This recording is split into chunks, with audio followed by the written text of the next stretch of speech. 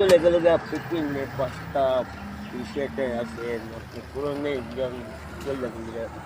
ঠিক করে বলেন, হুম ঠিক করে বলেন। হুম আপনি আসেন দেখ, ঠিক করে বলেন না কে আসেন না নাই। আপনি যে আসেন না নাই, আপনি নমাজ কি উজু করেন না, নমাজ কেটে করেন না, ওলা কি নমাজ হয় না? হ্যাঁ কি কন, নমাজ কি আসেন নাই কি নমাজ নাই, নমাজ কি আসেন যে নাই? আছে আসেন।